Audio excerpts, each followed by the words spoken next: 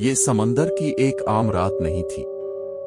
हम मछलियां पकड़कर वापस जा रहे थे, लेकिन हमें मालूम नहीं था कि समंदर ने हमें देख लिया है। एक खाली जहाज, साकित लाशें और पानी के नीचे छुपा वो खौफनाक वजूद जो सदियों से शिकार का इंतजार कर रहा था। जब अंधेरे में लाशें चलने लगीं और कश्ती डूबने लगी, तब हमें एहसास हुआ कुछ चीजें मदद के लिए नहीं आती, वो लेने आती हैं। समंदर की सतह पर हल्की हल्की लहरें थीं। सूरज गुरूब होने को था और आसमान पर सुर्ख और नारंगी रंग की लकीरें फैल रही थीं। 40 साला करीम और उसका 25 साला भतीजा अदनान अपनी छोटी सी माहीगीरी की कुश्ती पर वापस जाने की तैयारी कर रहे थे। चचा, शायद आज वापस चल दें। मौसम खराब हो सकता है, अदनान ने बादलों की तरफ देखते हुए कहा। करीम ने जाल समेटते हुए सर हिलाया। हाँ, मछलियां भी काफी पकड़ ले। चिल्लू, वापस चलते हैं। लेकिन जैसे ही उन्होंने इंजन चालू किया, वो खांसने लगा और बंद हो गया। करीम ने कई बार कोशिश की, लेकिन इंजन दोबारा नहीं चला। ये तो बड़ी मुसीबत हो गई, करीम ने पसीना पोंछते हुए कहा। अगले आधे घंटे वो इंजन ठीक करने की कोशिश करते रहे, लेकिन कोई फायदा नहीं हुआ। दरी असना समंदर की लहरें तेज होने लगीं और बादल गहरे हो गए। उनकी कुश्ती लहरों के साथ बहने लगी, साहिल से दूर होती जा रही थी। रात गहरी हो गई, चांदनी भी बादलों में छप गई। ठंडी हवा चलने लगी और दोनों ने जैकेट ओढ़ ले। चचा, वो देखें, अदनान ने अचानक चीख कर कहा। अंधेरे में दूर कुछ नजर आ रहा था, एक बड़ी कुश्ती का साया।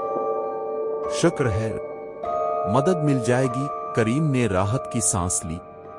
वो चीखने लगे, हाथ हिलाने लगे, लेकिन इस कुश्ती से कोई जवाब नहीं आया। जैसे जैसे वो करीब आए, उन्हें एहसास हुआ कि वो कुश्ती भी बेमकसद बह रही थी। इस पर कोई रोशनी नहीं थी। ये तो खाली लगती है, अदनान ने खौफ से कहा।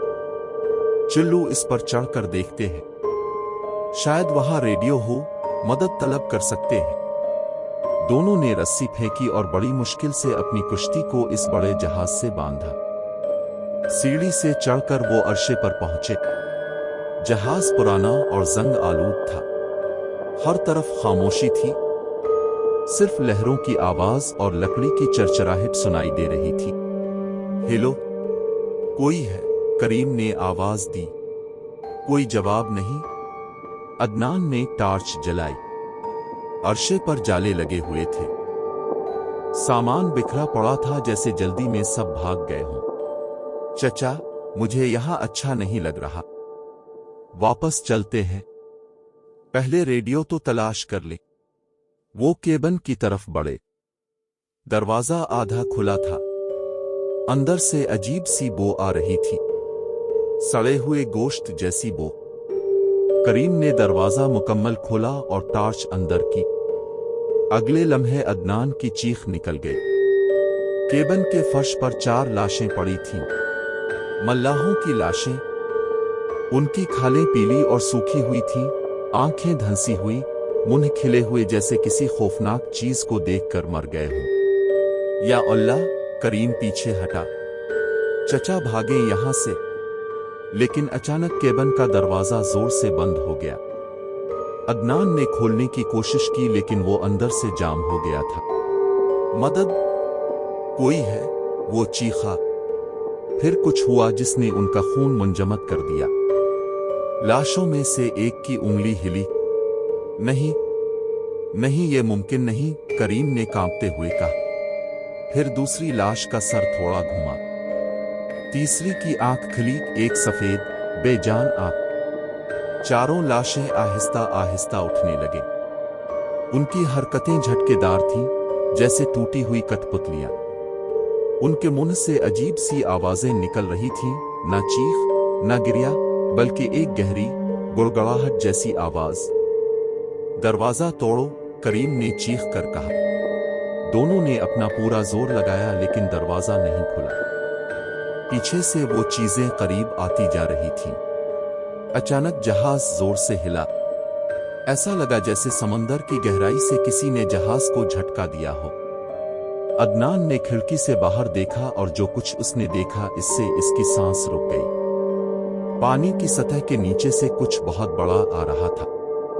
सियासाए लंबे लंबे, कई जैसे बहुत बड़े सांप हों। शाखें, चचा, समंदर में कुछ है। एक और जोरदार झटका, जहाज एक तरफ झक गया। वो मुर्दा मल्लाह गिर पड़े लेकिन फिर भी रेंगते हुए आगे बढ़ते रहे। करीम ने मेज उठाकर खिड़की पर मारी। शीशा टूट गया। निकलो जल्दी। अदनान बाहर कूदा, फिर करीम। लेकिन जैसे ही वो अर्शे पर गिरे, उन्होंने देखा कि समंदर बदल गया था। पानी सियाह हो गया था, बिल्कुल सियाह, और इसमें से मोटे मोटे शाखों जैसे सियाह डंडे निकल रहे थे। वो जहाज के अर्द गिर्द लिपटने लगे, इसे नीचे की तरफ खींचने लगे। ये क्या है? अदनान दहशत से चीखा। हमारी कुश्ती, भागो। लेकिन जब वो पहुंचे तो उनकी छोटी कुश्ती को भी वो शाखें पकड़ चुकी थी। वो टूट रही थी, दरारें पड़ रही थीं। और फिर उन्होंने उसे देखा। पानी के नीचे से एक बहुत बड़ा साया उभरा। कोई मखलूक, इतनी बड़ी कि जहाज उसके सामने खिलौने जैसा लग रहा था। लातादाद शाखें एक मरकजी जिस्म से निकलती हुई। खुदा की किस्म, ये कराकुन है, करीम ने कांपते हुए कहा। जहाज तेजी से डूबने लगा। पानी अर्शे पर चढ़ने लगा। पीछे से केबिन का दरवाजा टूटा और वो मुर्दा मल्ला बाहर आए, पानी में गिरते हुए भी रेंगते हुए इनकी तरफ आ रहे थे। तीरू, बस तीरू, करीम ने अदनान का हाथ पकड़ा। दोनों पानी में कूद गए। ठंडा, बर्फीला पानी। वो जितनी तेजी से तीर सकते थे, तैरने लगे। लेकिन कुछ उनके पीछे आ रहा था। पानी में हरकत महसूस हो रही थी। वो शाखें, अदनान ने महसूस किया कि कुछ ने इसका टखना पकड़ लिया। ठंडी, फिसली हुई गिरफ्त। वो नीचे खींचा जाने लगा। चचा, वो चीखा। करीम ने मुड़कर इसका हाथ पकड़ा, पूरे जोर से खींचा। लेकिन नीचे से खींचने वाली ताकत बहुत ज्यादा थी। छोड़ दो मुझे, अब बच जाओ, अदनान हुआ। कभी नहीं। दोनों लड़ते रहे, लेकिन वो दोनों आहिस्ता आहिस्ता नीचे खींचे जा रहे थे। पानी उनके मुंह तक आ गया। और फिर अचानक रोशनी, एक तेज रोशनी उनके चेहरों पर पड़ी। वहां कोई है, पकड़ो उन्हें। एक बड़ा जहाज, बचाव वाला जहाज। रस्सी फेंकी गई। मजबूत हाथों ने उन्हें पकड़ा और खींचा। शाख ने छोड़ने से इनकार किया। अदनान को लगा उसकी टांग टूट जाएगी। फिर शाख ने छोड़ दिया। अचानक, जैसे रोशनी से डर गई हो, उन्हें जहाज पर खींच लिया गया। दोनों हाँप रहे थे, कांप रहे थे। आप लोग ठीक हैं? एक बहरी अफसर ने पूछा। करीम और अदनान ने एक दूसरे की तरफ देखा। दोनों की आंखों में वही खौफ था। उन्होंने मोड़कर देखा। वो पुराना जहाज मुकम्मल डूब चुका था। समंदर फिर से नॉर्मल नजर आ रहा था। सिर्फ लहरें थीं। वहां एक जहाज था। और अदनान ने कहने की कोशिश की, आराम करो बेटा, तुम लोग सदमे में हो। लेकिन इस रात के बाद न करीम और न अदनान कभी समंदर में वापस गए। और कभी कभार रात को अदनान को अपने टखने पर अब भी वो ठंडी, फिसली हुई गिरफ्त महसूस होती है, जैसे वो चीज अभी भी वहां है, इंतजार में।